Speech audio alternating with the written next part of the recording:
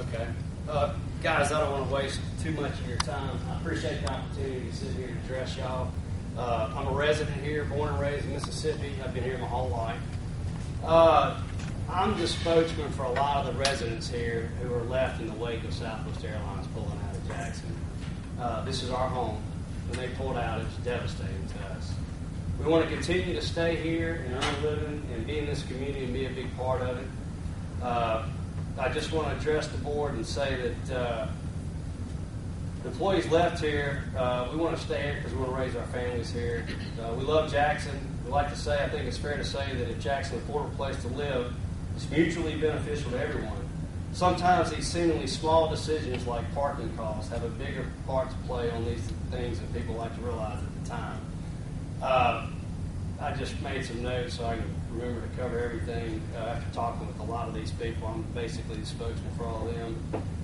This parking situation, I've only talked to one person. I didn't know really who to address, who to talk to, how to be a part of the solution, or what our options were. I've only talked with Bonnie Wilson and JMAA, who I haven't had the pleasure of actually meeting in person. We've had 2 phone conversations. In the conversation, she said more than once it was an $800,000 deficit to JMAA, and these decisions are being made because of the lack of money with JMAA. She also said that due to regulating and things at the airport were requiring her to do, Southwest not being here to share that cost, there's really no benefit into JMAA for us to be parking here anymore. I wanted the opportunity just to address a few of these statements, let you know that commuting for us is a hard choice anyway. 54 days a year we spend on the road. It costs about $5,000 a year per employee. And we do this because we want to. It's a sacrifice and expense we make to stay here in our community, which we love. Jackson's a wonderful place, and we want to continue to stay here. That move from this close employee lot to the long-term parking lot is a really big deal for us.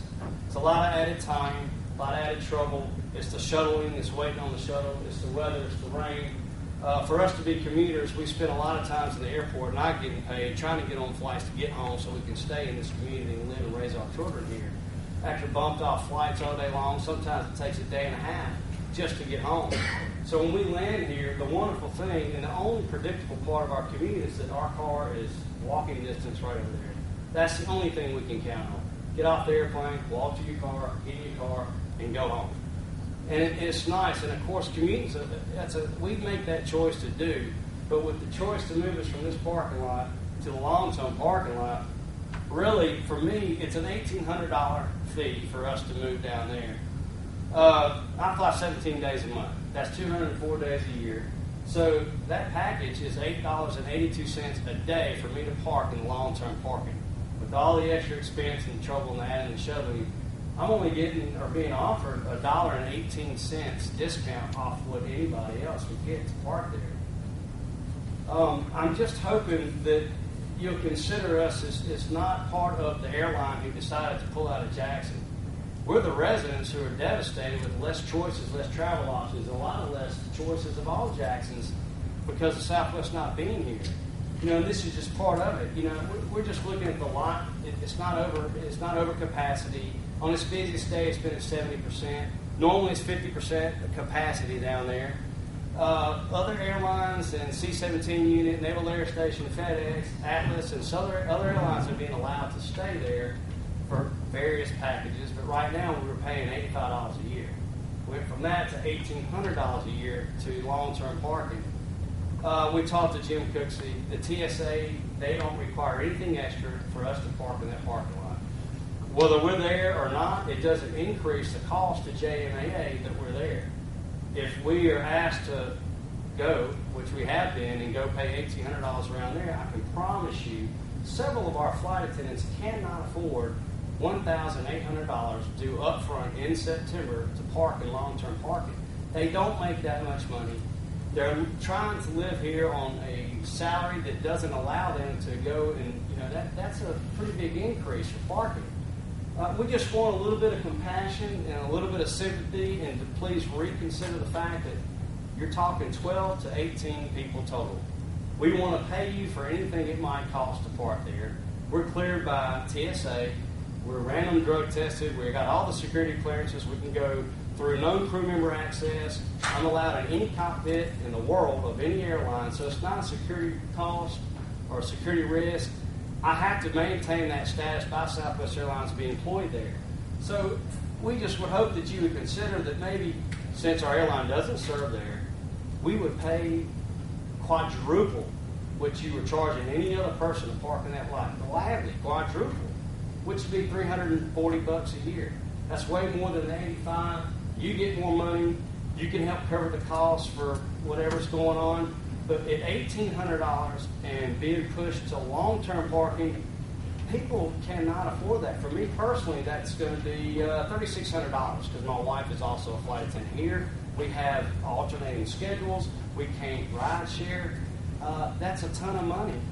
And I just want to stay here in Jackson, and I don't want to move, and I don't want to have to move. And I know this seems like, well, he's not going to move just for parking, but it's the big picture. We're already going through a ton of blows.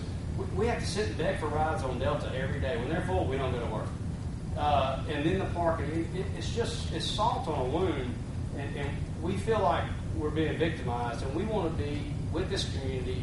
And if we can stay here and raise our families here, we think we have a lot to offer the community of Jackson. Our tax money will stay here and circulate. We don't have to consider a decision to go. But some of the other people, like Gina Fillingen, who addressed this board a month ago, her family's from Pensacola. Her husband can move somewhere, but she likes Jackson.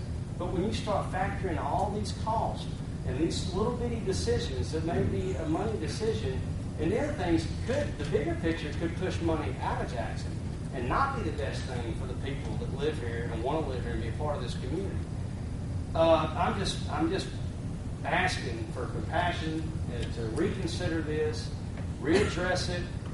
We certainly will be willing and agree to pay more money, but we're as disappointed as anybody else that Southwest Airlines isn't here. And it has really turned our lives upside down. And the fact that we can walk to our car is an unbelievable, great, wonderful thing that we could get, y'all could honor us with and grant us with. It'd be great. But to be pushed out of there after everything that's happened, that's just something we simply, the people that can't afford it are having to look at options like doing carpooling and doing several other options and parking off premises and getting shuttled up. You can take maybe like 2 minutes and wrap it up. Yes, shuttled up. And none of these options would bring revenue to JMAA. But letting us stay here and pay a little bit more actually would. And I'm sorry if I took too much time. Yes, Yes, I have a question for you. Does Southwest, have you brought this to your employer's attention? we have. And Southwest will help people where the airports that they're at. But every commuter that commutes at a station in Southwest But you have brought it to them, and what did they say?